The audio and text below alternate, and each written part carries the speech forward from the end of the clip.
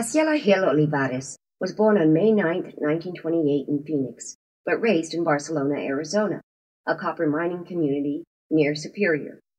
Barcelona no longer exists due to mining expansion and development by the Kennecott Copper Corporation in the mid-1960s. Her parents, Damian Gil Valero and Luisa Solis Valero, lived in company housing built for mine workers and in neighborhoods segregated by race and ethnicity. Barcelona for the Spaniards, Sonora for the Mexicans, and Rey for the whites.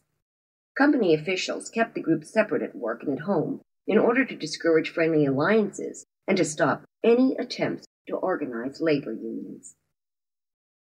With the outbreak of World War II and a new demand for laborers to support the war effort, the family decided to go to Phoenix, where her father, Damian, knew he could find work.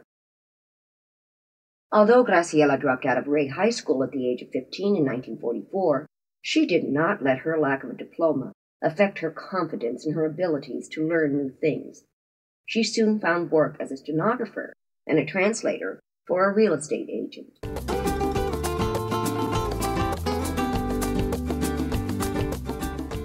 Her work put her in contact with managers at a Spanish-language radio station, KIFN, who recognized Graciela's business and bilingual skills and ease within the Mexican-American community. They placed her in the world of broadcasting. Starting in 1952, Graciela Gil held a position as a woman's program director of KIFN and for the next 14 years became locally famous as Phoenix's first female disc jockey and for hosting her radio program, Action Line. Through her work, Graciela was exposed to the poverty among those who tuned in to hear her radio program, destitute Mexican and Mexican-American families in the migrant labor camps that surrounded West Phoenix, and those who lived in what was called the inner city, South Phoenix. Graciela began to call attention to the plight of these families in her radio program. It was only a matter of time before her work among the poor gained her recognition and success.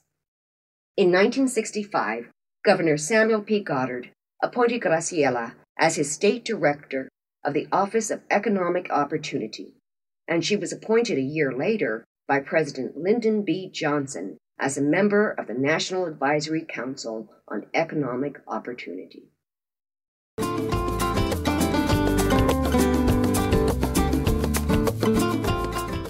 The president of Notre Dame University, Reverend Theodore Hesburgh, became familiar with Graciela's work among the poor when he served on President Johnson's Civil Rights Commission. He encouraged her to return to school and suggested that she attend Notre Dame's law school. Although Graciela was already in her late 30s and did not have the educational qualifications to do so, she decided to take the Reverend's offer seriously.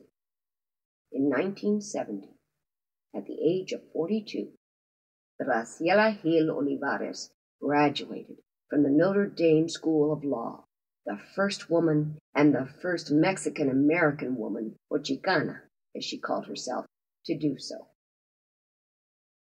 With her law degree in hand and anxious to get to work, Graciela became a law professor at the University of New Mexico from 1973 to 1975.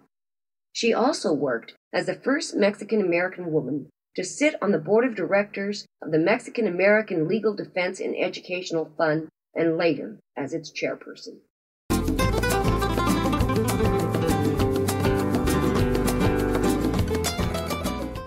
Graciela's efforts to decrease poverty among the poor caught the national attention of high-ranking Democrats. In 1977, President Jimmy Carter appointed her as the director of the Community Services Administration, and Graciela became the highest-ranking Mexican-American woman in President Carter's administration. She held this post until 1980, when she returned to the Southwest to continue her interest in broadcasting.